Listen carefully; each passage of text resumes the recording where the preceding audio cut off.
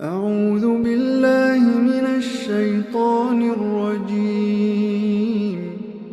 بسم الله الرحمن الرحيم. ألف لام را. تلك آيات الكتاب المبين. إنا أنزلناه قرآنا عربيا لعلكم تعقلون. نحن نقص عليك أحسن القصص بما أوحينا إليك هذا القرآن وإن كنت من قبله لمن الغافلين. إذ قال يوسف لأبيه يا أبت إني رأيت 11 كوكبا والشمس والقمر رأيتهم لي ساجدين. قال يا بني لا تقصص رؤياك على إخوتك فيكيدوا لك كيدا إن الشيطان للإنسان عدو مبين. وكذلك يجتبيك ربك ويعلمك من تأويل الأحاديث ويتم نعمته عليك وعلى آل يعقوب كما أتمها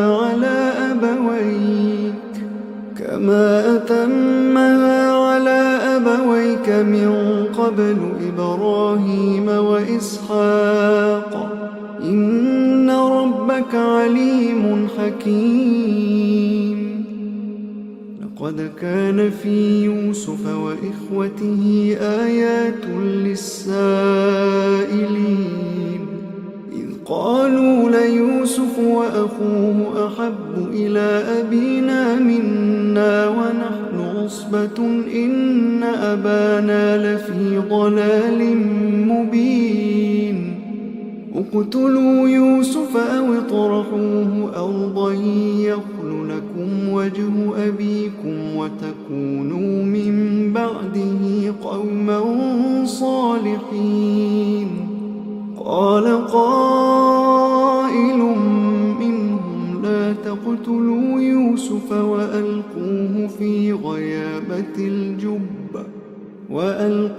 في غيابة الجب يلتقطه بعض السيارة إن كنتم فاعلين. قالوا يا أبانا ما لك لا تأمنا على يوسف وإنا له لناصحون.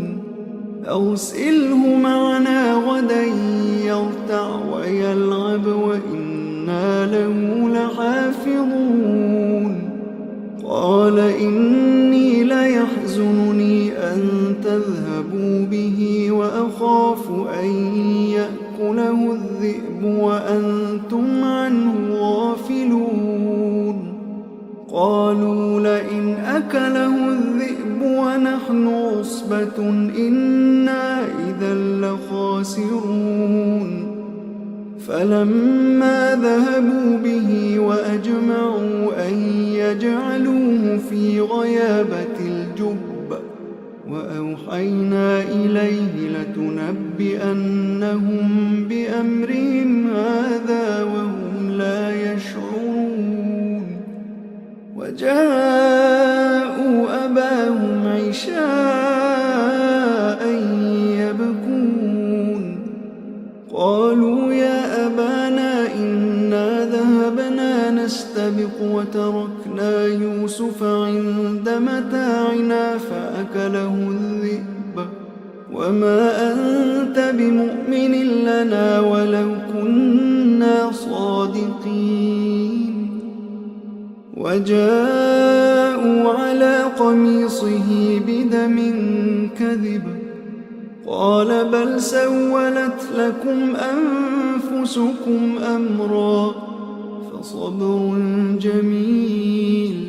والله المستعان على ما تصفون.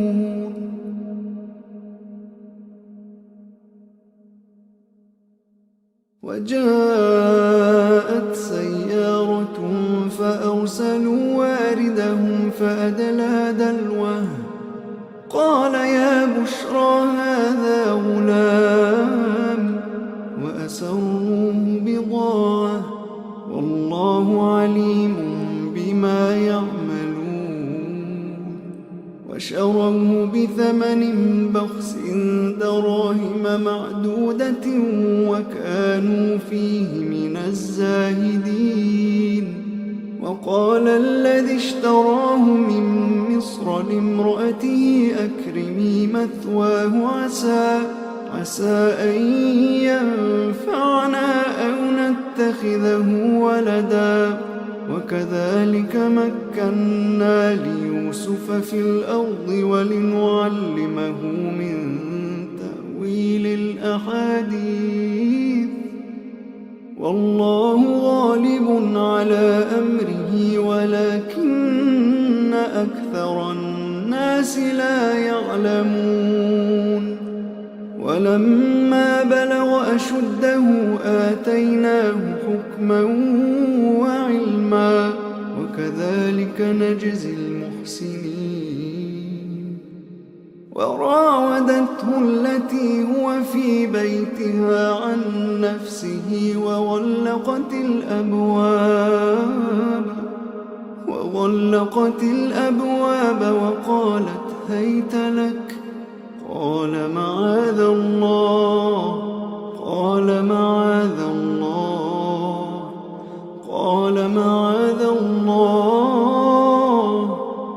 إنه ربي أحسن مثواي إنه لا يفلح الظالمون ولقد همت به وهم بها لولا أن رأى برهان ربه كذلك لنصرف عنه السوء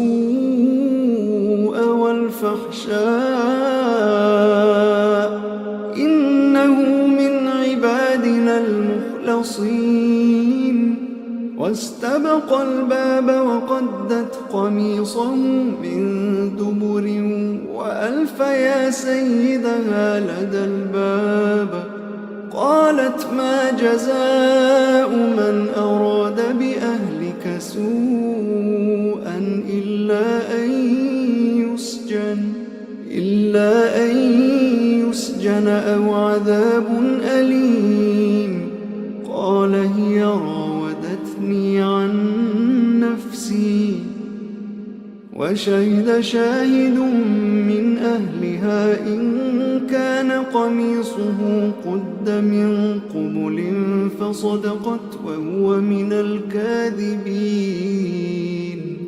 وإن كان قميصه قد من دبر فكذبت وهو من الصادقين فلما رأى قميصه قد من دبر قال إنه من كيدكن إن كيدكن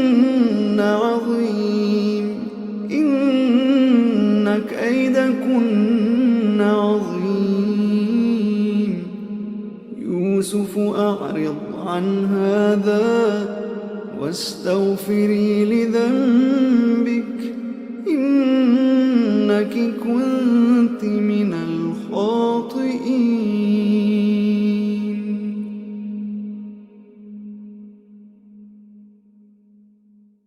وقال نسوة في المدينة امرأة العزيز تراود فتاها عن نفسه قد شغفها حبا إنا لنراها في ضلال مبين فلما سمعت بمكرهن أرسلت إليهن وأعتدت لهن متكئا وآتت كل واحدة منهن سكينا وقالت اخرج عليهن فلما رأينه أكبرنه وقطعن أيديهن وقلن حاش لله ما هذا بشرا إن هذا إلا ملك كريم. قالت فذلكن الذي لمتنني فيه ولقد راودته عن نفسه فاستعصم ولئن لم يفعل ما آمره ليسجنن وليكونن من الصاغرين. قال رب السجن أحب إلي مما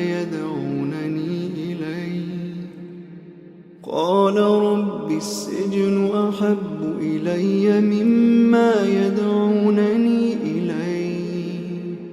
وإلا تصرف عني كيدهن أصب إليهن وأكن من الجاهلين. فاستجاب له ربه فصرف عنه كيدهن إنه هو السميع العليم. ثم بدا لهم من بعد ما رأوا الآيات ليسجننه حتى حين.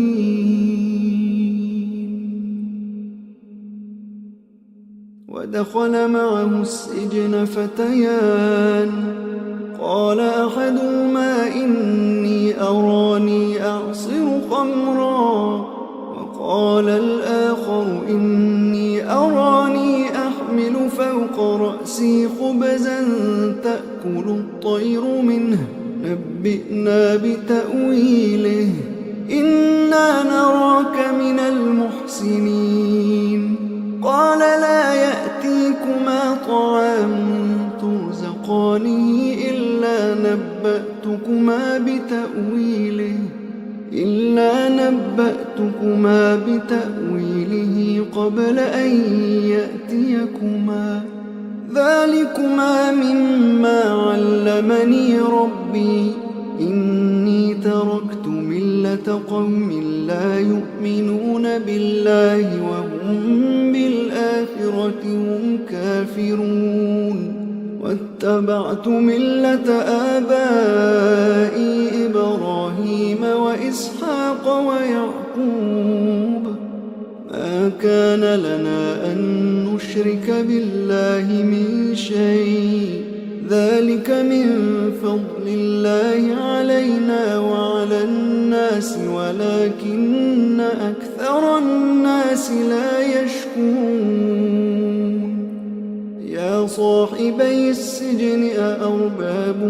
متفرقون خير أم الله الواحد القهار ما تعبدون من دونه إلا أسماء سميتموها أنتم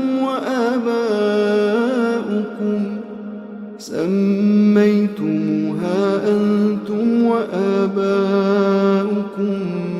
ما أنزل الله بها من سلطان إن الحكم إلا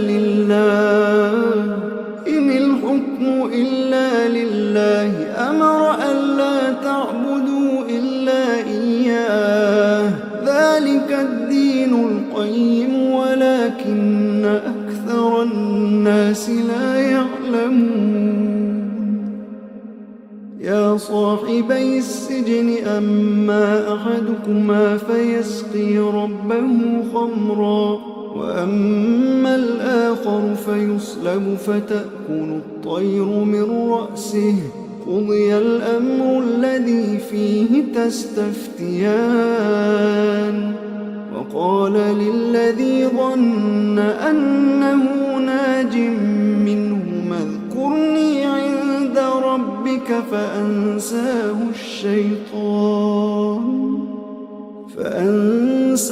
الشيطان ذكر ربه فلبث في السجن 9 سنين. وقال الملك إني أرى 7 بقرات سمان يأكلهن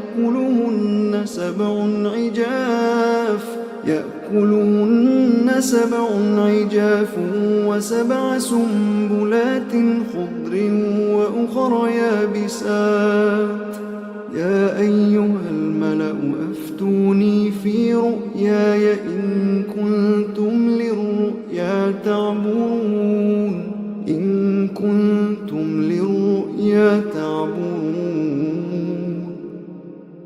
قالوا أضغاث أحلام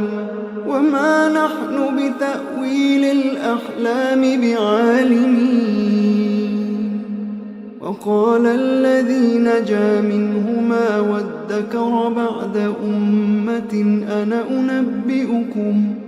أنا أنبئكم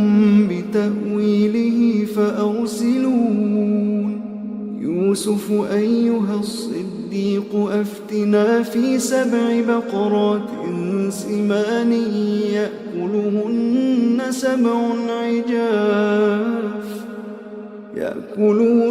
سبع عجاف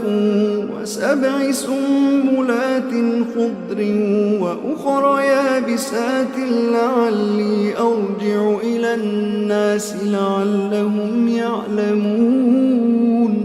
قال تزرعون 7 سنين دأبا فما حصدتم فذروه في سنبله إلا قليلا مما تأكلون. ثم يأتي من بعد ذلك 7 شداد يأكلن ما قدمتم لهن إلا قليلا مما تحصنون. ثم يأتي من بعد ذلك عام فيه يغاث الناس وفيه يعصرون. وقال الملك ائتوني به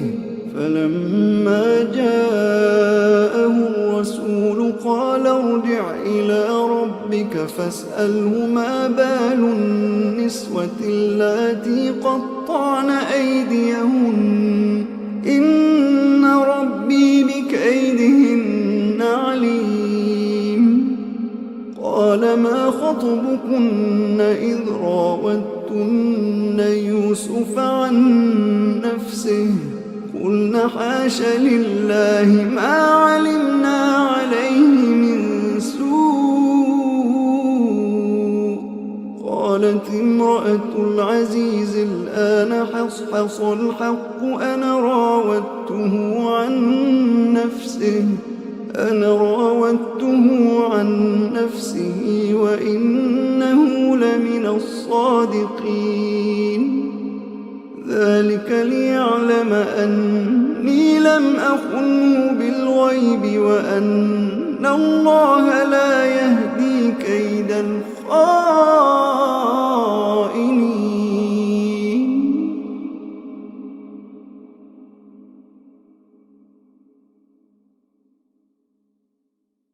وما أبرئ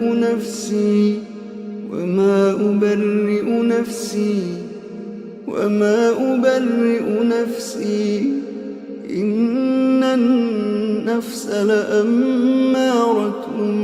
بالسوء إلا ما رحم ربي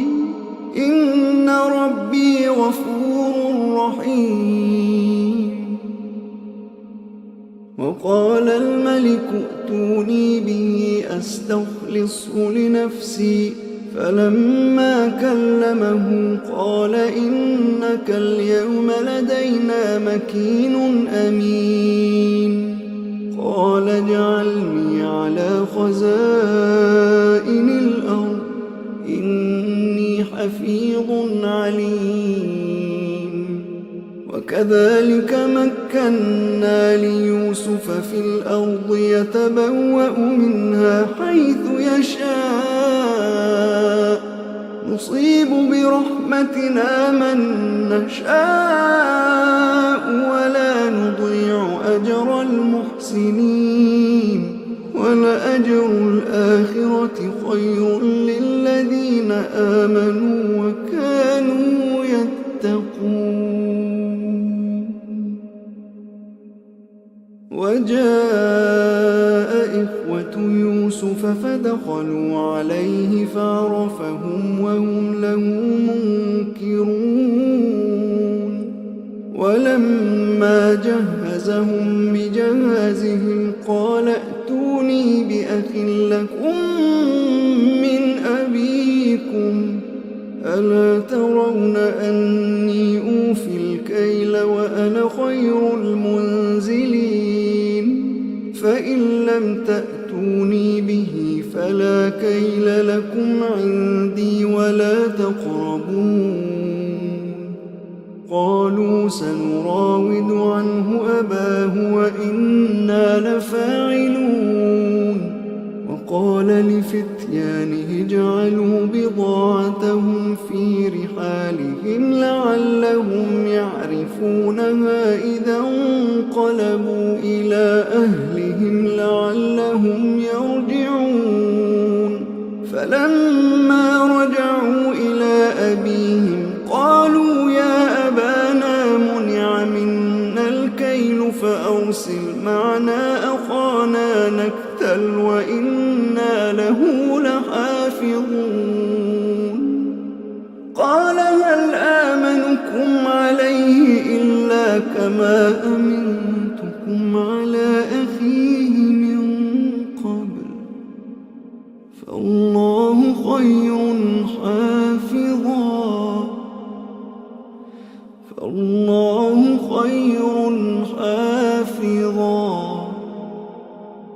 وهو أرحم الراحمين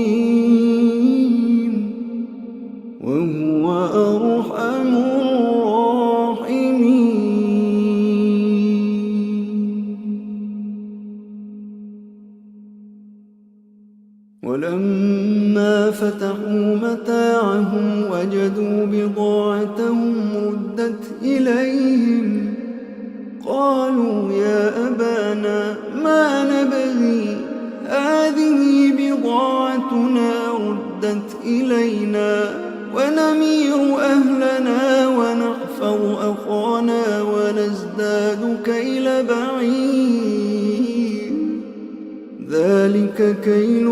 يسير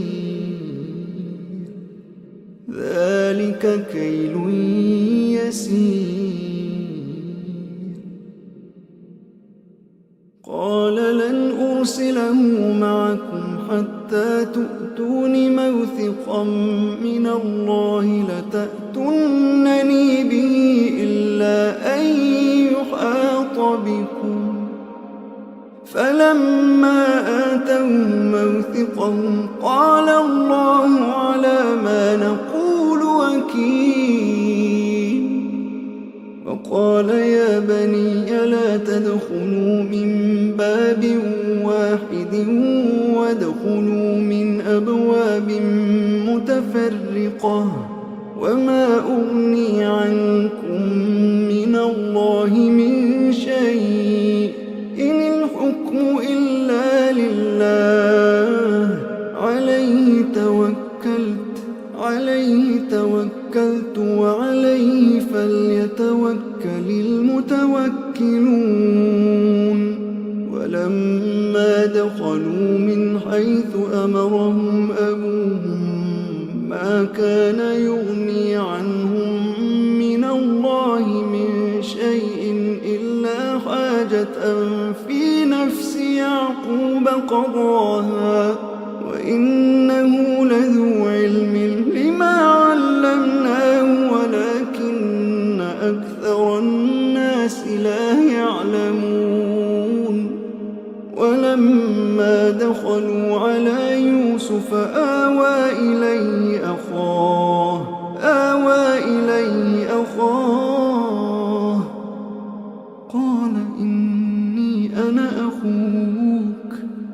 قال إني أنا أخوك فلا تبتئس بما كانوا يعملون فلما جهزهم بجهازهم جعل السقاية في رحل أخيه ثم أذن مؤذن أيتها العير إنكم لسارقون قالوا وأقبلوا عليهم ماذا تفقدون قالوا نفقد صواع الملك ولمن جاء به حمل بعير وأنا به زعيم قالوا تالله لقد علمتم ما جئنا لنفسد في الأرض وما كنا سارقين قالوا فما جزاؤه إن كنتم كاذبين قالوا جزاؤه من وجد في رحله فهو جزاؤه كذلك نجزي الظالمين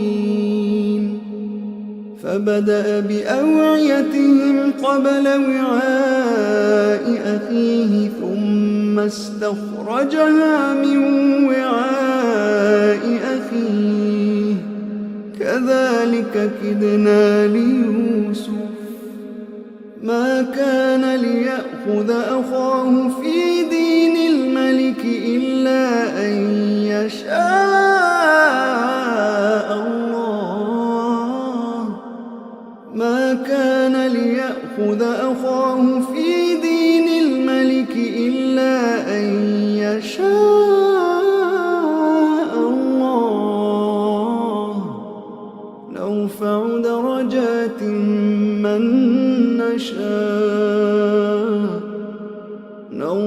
درجات من نشاء وفوق كل ذي علم عليم قالوا إن يسرق فقد سرق أخ له من قبل فأسرها يوسف في نفسه ولم يبدها لهم قال أنتم شر مكانا والله أعلم بما تصفون قالوا يا أيها العزيز إن له أبا شيخا كبيرا فخذ أحدنا مكانه إنا نراك من المحسنين قال معاذ الله أن نأخذ إلا من وجدنا متاعنا عنده إنا إذا لظالمون فلما استيئسوا منه خلصوا نجيا قال كبيرهم ألم تعلموا أن أباكم قد أخذ عليكم موثقا من الله ومن قبل ما فرطتم في يوسف فلن أبرح الأرض حتى يأذن لي أبي أو يحكم الله لي وهو خير الحاكمين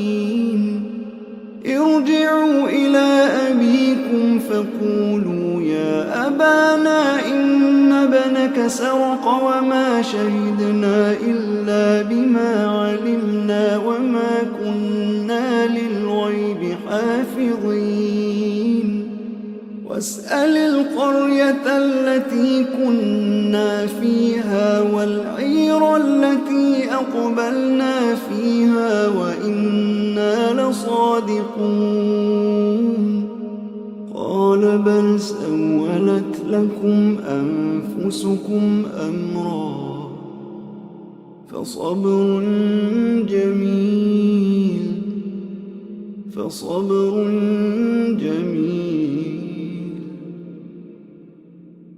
عسى الله أن يأتيني بهم جميعا إنه هو العليم الحكيم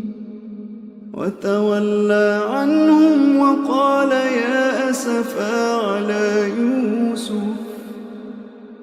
وتولى عنهم وقال يا أسفا على يوسف وابيضت عيناه من الحزن فهو كظيم قالوا تالله تفتأ تذكر يوسف حتى تكون حرضا أو تكون من الهالكين قال إنما أشكو بثي وحزني إلى الله وأعلم من الله ما لا تعلمون يا بني اذهبوا فتحسسوا من يوسف وأخيه ولا تيأسوا من روح الله إنه لا ييأس من روح الله إلا القوم الكافرون فلما دخلوا عليه قالوا يا أيها العزيز مسنا وأهلنا الضر وجئنا ببضاعة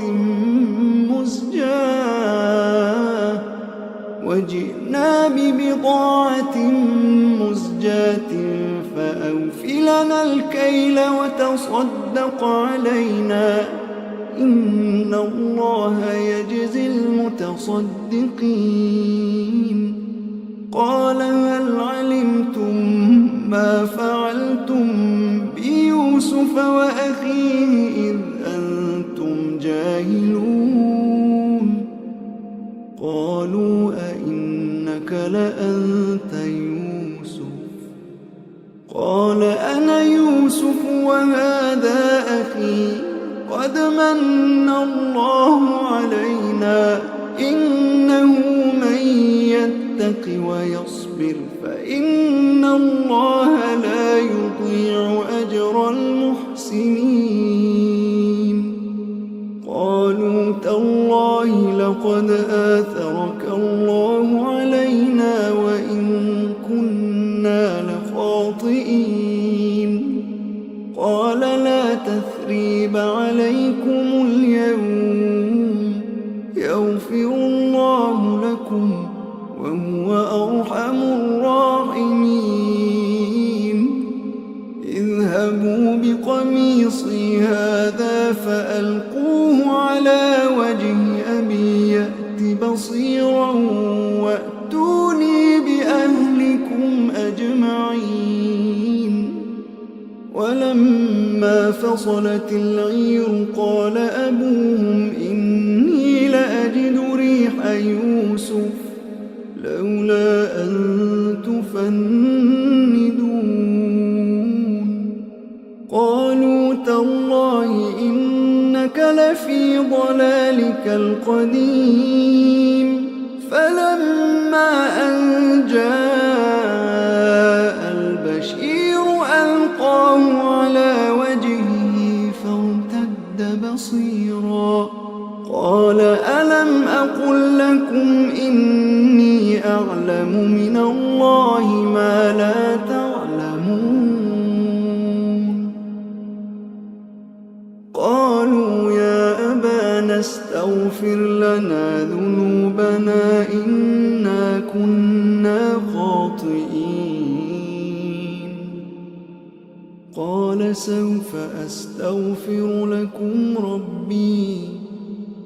قال سوف أستغفر لكم ربي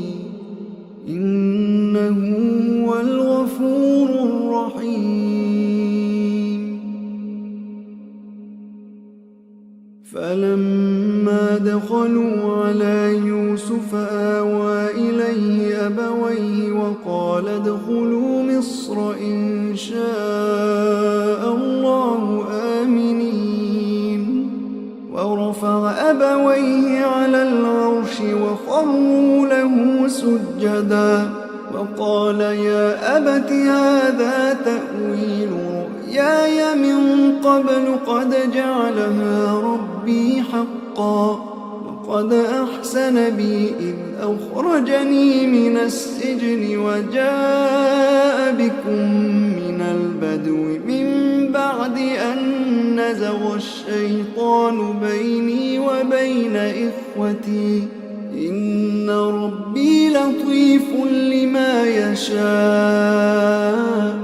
إنه هو العليم الحكيم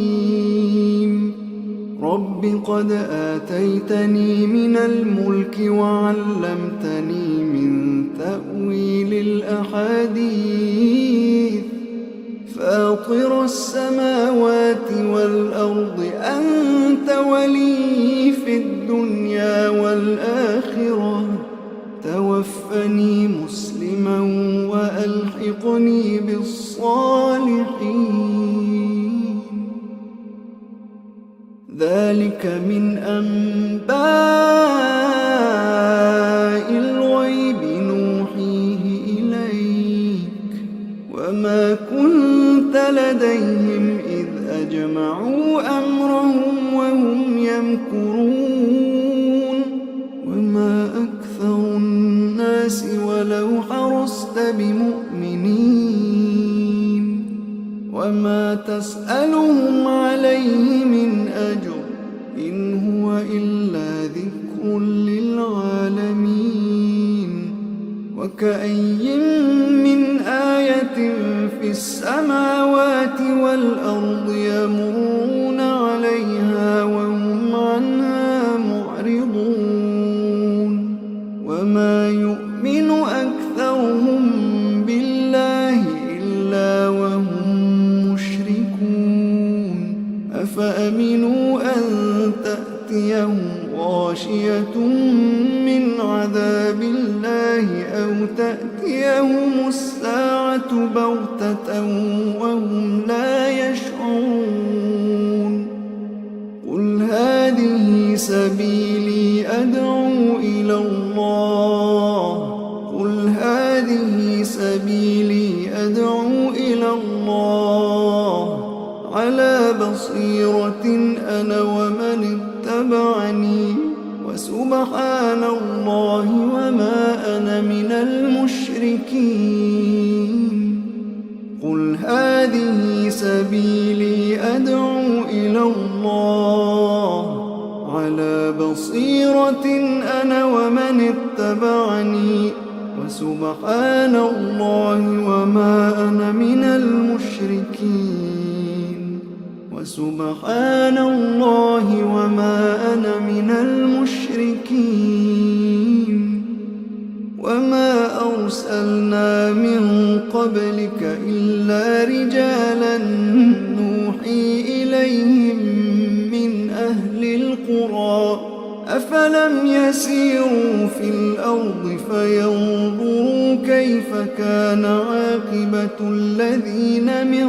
قبلهم ولدار الآخرة خير للذين اتقوا أفلا تعقلون حتى إذا استيأس الرسل وظنوا أنهم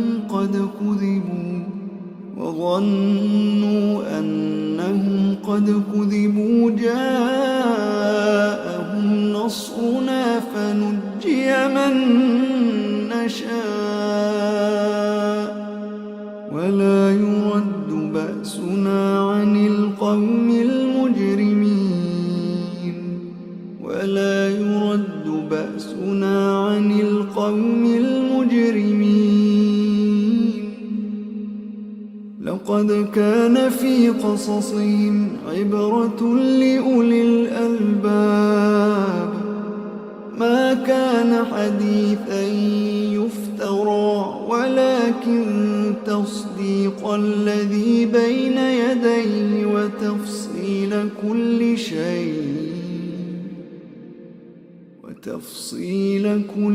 شيء وهدى